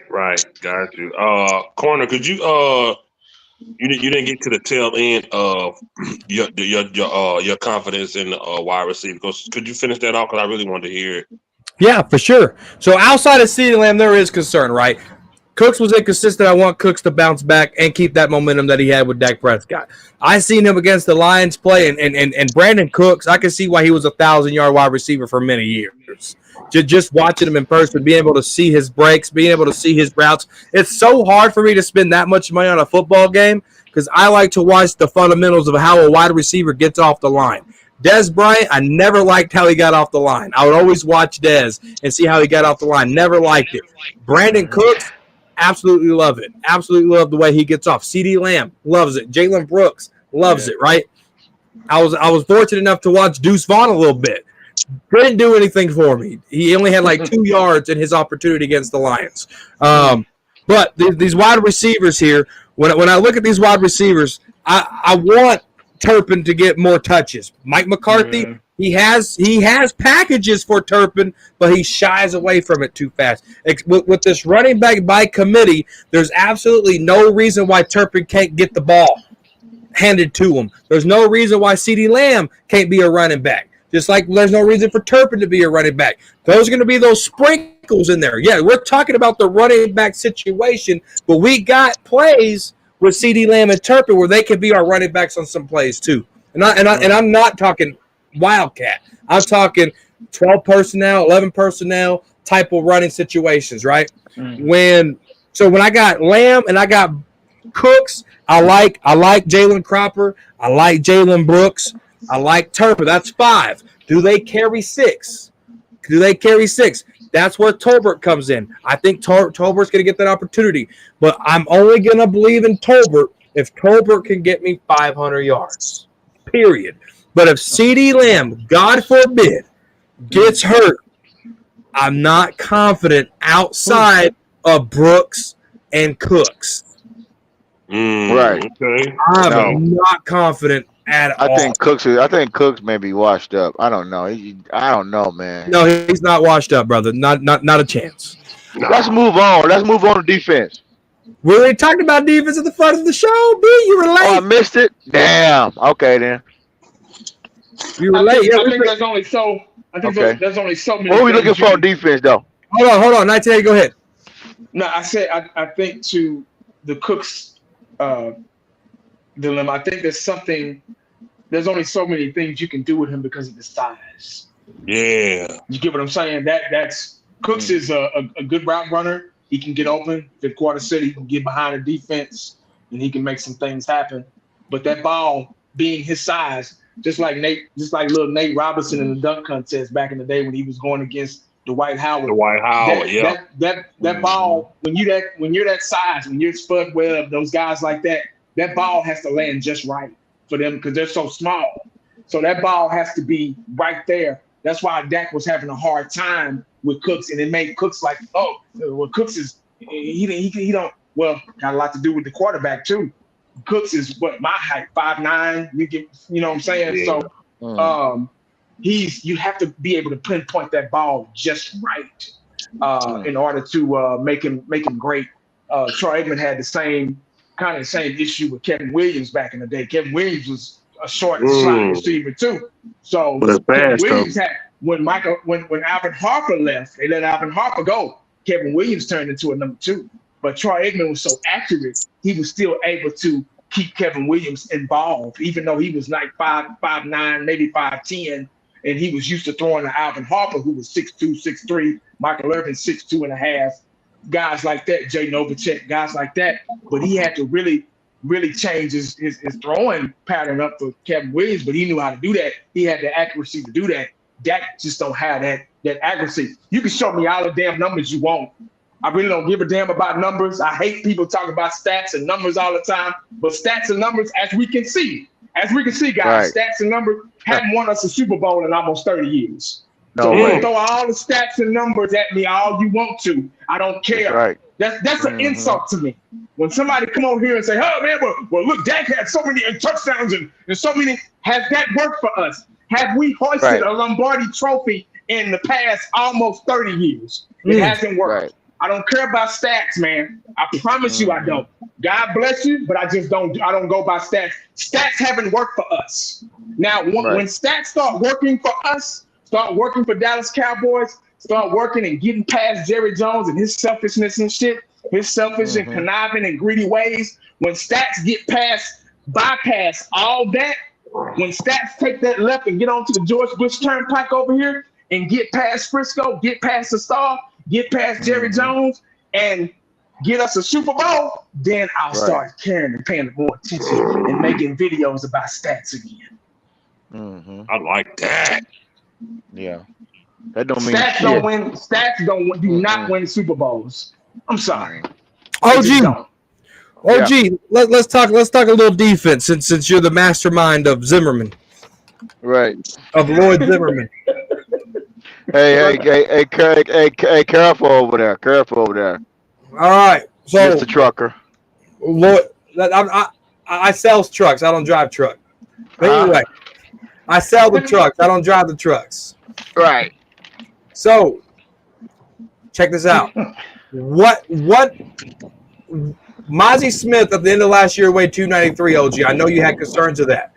Yeah. Mozzie Smith is weighing in at 310 pounds now. Do you like that weight for a 310? Yes. Yes. I do. Yes. Yes. Why? Get his ass in the weight room. Get his ass in the weight room right now. Work on that shoulder and get that lower body, in shape. I want to see nothing but I want to see number 500 to 600 pounds on the bar squatting. That's what I want to see. On the bench press, I want to see 3 plates. A total of 6. I want to see 3 plates. Since you jumping up them stairs, since you the man, since you in Michigan, you got all these highlights. You being the grasshopper, you got all this ability. Get your ass in the weight room and show me. And so Do hopefully that'll you play think out. he should? Huh? Do you think he should? He went to the weight room this offseason and gained weight, right? So why would you Right. want him in the weight room now? Do you want him to focus on his craft and get better in technique? Because that's what training camp's about. I want him. I want his ass to that 310. I want that all that fat. I want that in the muscle. I want that. I want that Aaron Donald body. I want that strength of Aaron Donald. Turn all that fat into muscle. You getting paid enough money. You had your surgery. Now he's almost completely healed. That's what I want. Well, he's already cleared, OG, so you don't think he's healed? Okay. I don't know. I don't know until I see him. He passed his physical, and they liked what his physical That results don't mean were. a damn thing until you get out there on the field. You show me that you got that bully in you. Can But you we're be a talking about bully? his surgery and being medically cleared, right? So I think that does matter to this talking point, Okay. All right. Well, you have your opinion. I have mine. right? You are entitled to your opinion. So let me ask you about this guy here, OG. He's a defensive tackle. What do you know about? Tell me what you know about Justin Rogers. I don't really know too much. I know he played pretty good college ball, but I can't really tell you too much. He may not make the team. He may make the team. Gotta pick up. What about Denzel Daxton? Yeah. What about Carl Davis, OG? We'll find out more about him when he hit the field. That's what you say when you don't know who it is. Good answer. I tell you, I don't know them motherfuckers. What about Tyrus Wheat, OG? I don't know neither one of them. Yeah, I would know it is. Well, OG said he's the mastermind of the defense. OG, I got questions on these players. I need you to know, OG. What you want to know? Oh no, you ain't waiting. You be at home waiting on. Big shout out to the Yeah. Cowboys Huddle podcast. I was on their show Wednesday night. Right. Gene Hampton is one of the best I wanna- Cowboys fans. Hey, I want to clarify something Hold right up, here. I OG, want to hold clarify up. something. hold up, OG. I want to say this. Hold on. You hold on, OG, Fitz. Hold hold on, on, back me this and further you. point. Now, me. So let me tell you something. All them names that you just named out, that don't mean nothing until they hit the field. I want to see physicality. I want to see bulliness. If you ain't got it, you're gonna have to go second string, third string, backup player. They're gonna be role players. I want to see the toughest dogs in the game and in practice. Now, don't hurt yourself. Now, if you do, we just got the good backups. That's what I want to see. So I like the boy from Syracuse. I like him. I want to see more of that. And it's another boy we drafted from Auburn. I want to see him. He got the dog in him. Well, I think we might be okay up front. We got them young studs. We got them guys that want to come in there, get paid, get that contract. You got to stay in the weight room. You got to watch what I keep saying over and over. You got to watch what you eat. You got to stay in the weight room, and you got to run. You got to get that endurance. Endurance. Can you get to the ball? Can you tackle? Can you make the hit? That's what I'm looking for. Keep them hands low. Don't get them penalties in your. They got to be. Nothing matters if you got to have limitation on your penalties. Penalties got to be taken care of this year. We got to have penalties. Our defense got killed in that Green Bay game on those penalties. On that Demarcus Lawrence jumping off sides, all that holding, all that crap, all that crazy stuff that we were doing. The PIs. We have to stay disciplined this year. Mike McCarthy has to keep his defense under a certain amount of penalties per game and have to get that run defense going so we can stop the run. If we don't stop the run, it's going to be the same thing from last year. So I heard Stephen John. Hold on, let me finish. I heard Stephen Jones got his punk butt on the record this week talking about, well, there's your guy on defensive tackle we can pick up from another team. You have put yourself in a hole. You have hurted your defensive line for the last four or 5 years by not taking care of that. Now you coming out this week, you talking about, oh, we may have to pick up somebody. We may have to keep looking at other teams and all that stuff. If you're gonna do it, do it. Quit playing games. You quit playing the cheap game. We have to get physical. If we can't stop the run this year, it's gonna be the same thing. If we will find out in week 1 against the Browns, can we stop the run? Because they got Chubbs and they got another boy that can run the ball. We're gonna find out about this defensive front. And that's what I gotta say about that. All right. So Brando popped the link to the Cowboy to the podcast here that I was on Tuesday, to the Cowboys Huddle podcast. G Hampton and them guys do great content. G Hampton's son used to play for the Dallas Cowboys, so he has a good insight in what goes on in the locker room and stuff like that. So big shout out to Jay Hampton. You guys subscribe to him and go watch the show that we did Wednesday night. I came on a little late. G Hampton let me on, and we just chopped it up, talk ball. So you guys give the Cowboys Huddle podcast a subscription. Goddamn. Let me tell you this, Cowboys Huddle. Let me tell you something. We're from the South. When you coming for how you speak to everybody, don't just speak to Cowboy Corner. You speak to everybody in the house. We from the South. We walk in the house. Hey, how y'all doing? All right. Don't just speak to one person. Go ahead. So I want to hear what Champ's got to say. Man, I would. What was the topic again? This is talking crazy. This is the free fall. We're done with topics, so we're free falling now. This is what G Hampton would call barbershop talk. Yeah, I'm still concerned about the defensive tackle position. Like I said last night, I'm still concerned with stopping the run and running the ball. Okay. Why? Well, okay. First of all, remember last night on Freaky Friday, we were saying that the three technique versus one technique. What is your definition of that? There you go, fifth quarter right there. I saw it. Salute, brother. Okay. What's your first What part of Texas? Okay. What's your definition? Three technique defensive tackle versus the one technique defensive tackle. The one versus the three? What are their jobs? What is the one job and what is the three job? Yes. So the three job in 1980, you know more about this than I do, but the three job is to stop the run, gap assignment, right? No, that's the pass rusher.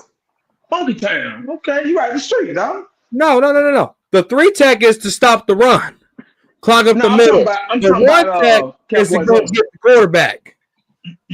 No, I thought the three technique is to go for the pass rusher, and the one technique is to stop the run. This for me. Huh? What's the one and the three job? The one tech, three tech. Yeah. Three tech is to stop the run. One tech is to more of like a pass rush type guy. Yeah. And so that makes sense why Warren Sapp was such a big threat to the quarterback. Exactly. Okay. Chance got me but you have to have the ability to do that. Okay, well, I'm concerned about the three technique then. Okay, so who's our three tech and who our one tech? Osa's your 1, Mozzie's your 3. Okay, so Excuse me. Funky time. So Aaron Donald was the one tech. Man, the college show is right. One technique is to stop the run, and the 3 technique is to go after the pass rusher. Okay, well, do you have confidence in Oso Odigizua and Mozzie Smith out there? Whatever their job is, do you have confidence in them, champ? Mozzie, I don't. See, I have to give my apologies from last year. I just want my apologies. You're right, champs. You're right. I apologize. Okay. The one technique, that's the problem I have because the Cowboys do not value those positions to stop the run. And that's been a problem for over 15 years.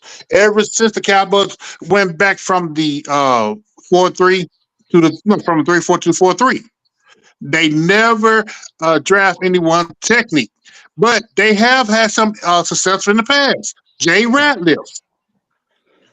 But it's been few and many. Yeah. But with Dan Quinn, I'm sorry, Dan Quinn. With Zimmer defense, he needs 2 one techs. Yeah. And right now, the kid from Auburn, the 7th round pick, he's the one technique. Okay. And that's my problem. Champ, let me ask you, how do you feel right now about the front defensive line? What would you rank them right now? Between 1 and 10? 1 and 10, with the pass rusher that we have as a whole, I rank them as a 7. 1 and 10, oh, damn. 1 the lowest, 10 the highest, I got them as a 7. What makes you say that? Because of our pass rushers. Cowboys still got one of the best pass rushers in the league. Okay. Top 3. I think we have a big issue with, like But it's kind of what you said, Champ. We don't value the position, so we don't put much stock into who the player is. So that's why we like, fuck, I 1 check and I 3 check. Because when you think about, okay, like Corner said, you got Oso Odigizua and you got Mozzie Smith. The last time we had a 1 check and a 3 check that was halfway decent together was 2016 with Terrell McClain and what's his name? Terrell McClain and the toe dude. Malik Collins. Malik Collins. Those 2 was doing some damage in 2016. We could have kept Collins because he went to the Texans. Is he in Seattle now? Some bitch had a fucked up toe. Is he in Seattle now? No, he's probably with the Raiders. Oh, yeah, because he had gout. So because I eating all that too much protein, red meat, all that red meat. So you know what? That might be a problem, champ. Why we can't stop the run? We don't value the damn position. The players we get don't really be, and then we don't get the true, like 1980 always say, the big old some bitches that can just stand there and just take up space. Yeah. Like soon the ball snap, they ain't even got to do much. They big wide ass body just taking up enough space. Right. We don't have that anymore. Because right now, as you see in across the NFL, it's not many quarterbacks that can thread the needle. You have a lot of quarterbacks are running. And they have a lot of running backs that are running by committee. Right. And you're gonna have to have the personnel to stop the run. Right. And the Cowboys is still stuck on 5 years ago where everybody's passing. Right. And that's the problem that I'm having. My phone on 2%, y'all. I gotta get out of here. Yeah. Okay. Plug it in and give me your pajamas on. Final thoughts. My final thoughts is I still the running back room still pisses me off. Yeah. We ain't did nothing to upgrade this defensive front to stop the run. Literally done nothing. We've done nothing. You know, Mike Zimmer, he's trying his best. He's moving Tank to the right side, to the interior, because he can only work with what he got. Right. He can only work with what he got. Tank is a 10-year veteran guy. Other than that, everybody else is new on that side of the ball. D-Law is the only guy that has been there since, way back. D-Law has seen a lot of great teams. Salute, Brando. Thank you so much. I still, the running back room pisses me off. The defensive front, we still not gonna stop the run. The safeties, blah. Hopefully Trayvon Diggs can come back healthy. I want to see Parsons move around. Like I said, I like what he got going on right now with Zimmer, and I still got us going 8-9. In the event we win 11 plus, I'm gonna have some big titties in my face on live YouTube. Oh my God. Yeah, my channel probably get deleted that day, but I'm gonna do it. So, Oh, don't do it. salute to y'all. Appreciate y'all, man. I'm out of here, y'all. Thanks, fifth quarter. Hey, God bless you, Fifth. Hey, have a good night. Randall, the gaming champion, posted fifth quarter Cowboys link. You guys, so subscribe to him if you haven't already. And if you're watching the replay, it's fifth quarter Cowboys right here on YouTube. 1980. What's your final thoughts, brother? Oh man. Like I've been saying, like I keep saying, I'm not really putting too much stock into these next couple of years. It's transitional time for us. My hopes are not high. My expectations are not high. I'm going to continue to watch and support this team as much as I can. I do have a personal life as well, but a lot of things out there don't win Super Bowls. The Dallas Cowboys have to win a Super Bowl. So I hope they use these next few years to rebuild and get themselves in line intact to win a Super Bowl. It's been almost 30 years, guys. A lot of us haven't even been alive that long. Yeah, or a lot of y'all maybe. You can retire from a job in 30 years. So I've been watching this game a long time. Champs as well. All of us, we've been watching this game. I've been watching the Cowboys for 40 plus years, and it's hard to believe that it's almost been 30 years since we won a Super Bowl. The footage looks so old. We can manage to be the number one brand in sports, period. Not just football, but in sports, period. So the problem may not be with the Cowboys. The problem may be with us, the fans, because we've been supporting this BS for almost 30 years. I get loyalty. I get being a diehard fan. I get never give up. But there comes a time where enough is enough. And I think the Dallas Cowboys really need to use, like I just said, these next couple of years to really, really develop and look in the mirror and rebuild this team. This is the time to do it, because our fan base is already at a point to where we already know what's going to happen this season. Well, I'm okay with the outcome of this season, win, lose, or draw. I'm okay with not making the playoffs. I'm okay with that because I already know what's going to happen. You can look at this team right now, this minute, you can already tell that we're going to get let down if we happen to sneak through the back door of the wild card and get in there somehow, some way. Maybe some other teams lose or something like that in some important games, but somehow we just happen to sneak in there like we've been doing. We've been sneaking. Every playoff run we've made, regardless of stats, every playoff run we've made, we've been sneaking through the back door, just barely getting by. I'm tired of just barely getting by. If you're okay with that, that's between you and your God. But I'm tired of being just getting by. I want to be dominant. I want to be dominant like we used to.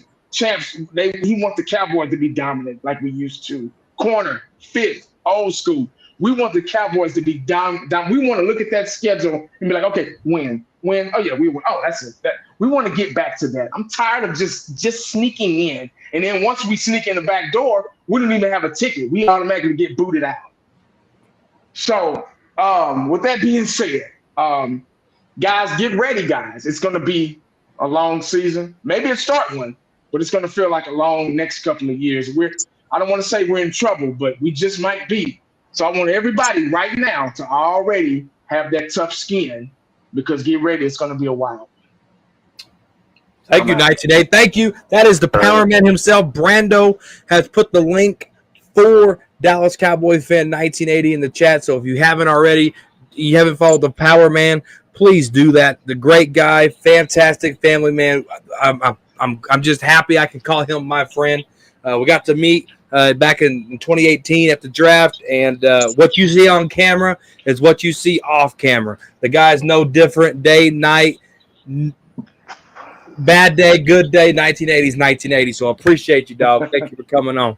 Thank you, man. Peace. OG, last words. Oh yeah. Hey, I want to say everybody have a good night. God bless everybody for coming on, and it's good, just talking to everybody about this thing. But I'm excited just to see a little football going on. But right now, I'm not fooled. I'm not.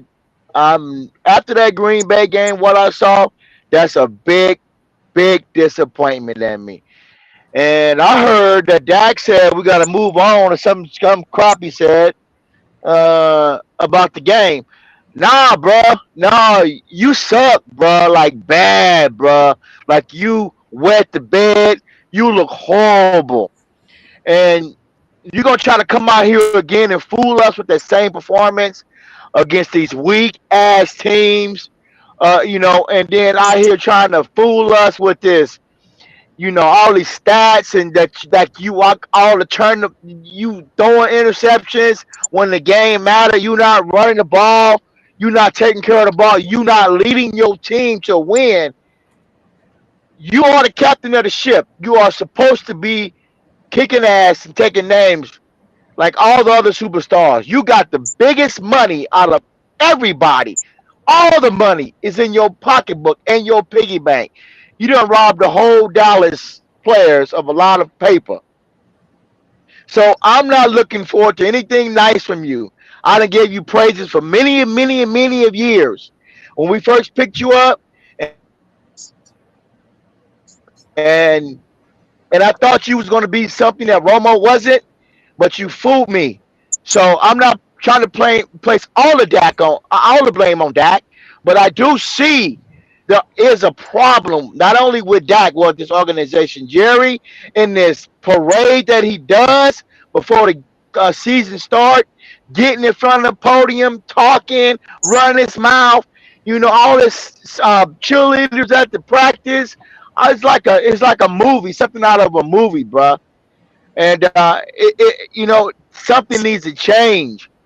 And if they think they can walk into this season and think that they can continue to play these boozled division games and then come out here and fool us like they did last year and the year before, and then when you play against a team that's over 500, like you will be playing this year, the Baltimores and the Browns and the Clevelands and San Francisco again, and all these teams, you're gonna get stumped on if you ain't got no heart. So I'm not looking. I'm happy football's here, but until they. Oh, He talked himself to sleep. Yep. Sure. What's your last word, champs?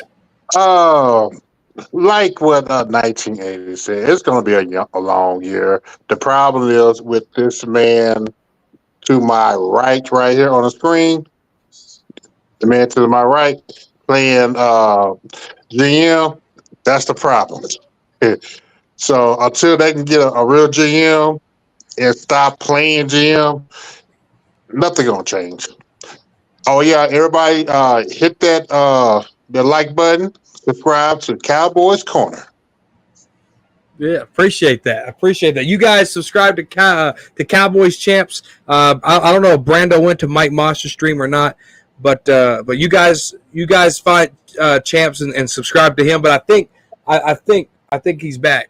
Wrap it up, OG. Wrap it up, OG. And wrap it up, OG. Talking too much?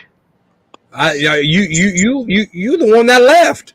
Yeah. Oh, I'm sorry. I didn't mean to do that. OG messed up. Okay, what left of us? Mike McCarthy needs to be held accountable. That's why they bought Zimmerman.